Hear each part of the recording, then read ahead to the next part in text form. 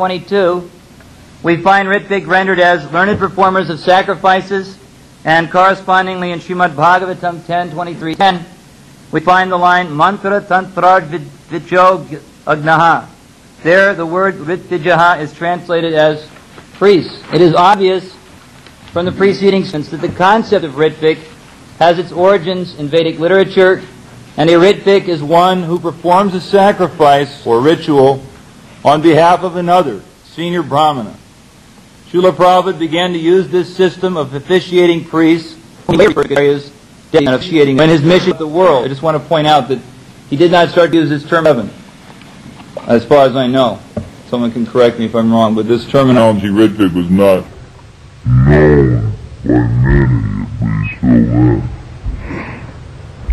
at least possible for him to chant on hundreds of sets of beads, threads, etc.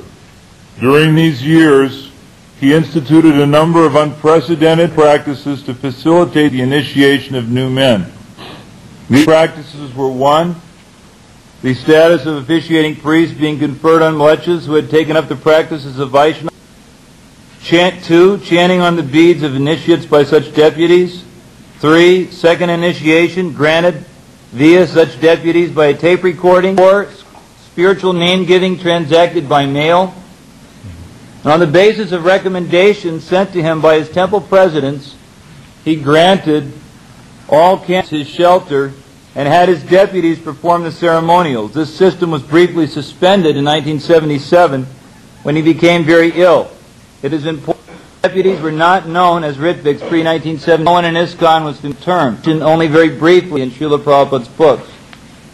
1977, Srila Prabhupada had some discussions with Tamal Krishna Goswami about naming ritvik acharyas he had. According to the souls of Srila Prabhupada, who both spent much time with His Divine Grace, in 1977, Srila Prabhupada intended to set up a ritvik system with some adjustments made for the time when he would no longer be with us. Although Srila Prabhupada had high hopes for his disciples' advancement, he noted on several occasions in his last years that none of them were fit to be acharyas or bona fide spiritual masters. That a ritvik system to continue after his departure was desired by Srila Prabhupada has been confirmed by the statements of Srila Prabhupada, Tamal Krishna Maharaj, Jasodanandan Prabhu, and Gauridas Pandit Prabhu. Consider, for example, the first of the appointment discussions. Question, Satsvarup Maharaj. Then our next question concerns initiations in the future, when you are no longer with us. We want to know how first and second initiations would be conducted. Srila Prabhupada, yes, I shall recommend some of you to act as officiating acharya. Tamal Krishna Maharaj. Is that called ritvik acharya? Srila Prabhupada, ritvik, yes. May 28, 1989. Now, it is interesting to note that among the GBC men present at the time of this exchange, Satsvarup Maharaj, Rameshwar Swami, Kirtanananda Swami, and others, no one but Tamal Krishna Goswami was familiar with this term ritvik. The question arises as to how the term and its meaning became known to him. In the Topanga Canyon talks, December 3rd, 1980, Tamal Krishna Maharaj admitted that there had been discussion of ritviks prior to the May 28th meeting with Srila Prabhupada.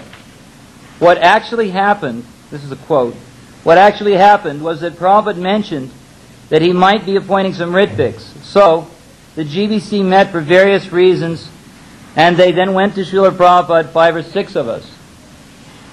To date, we have no recordings of those prior discussions.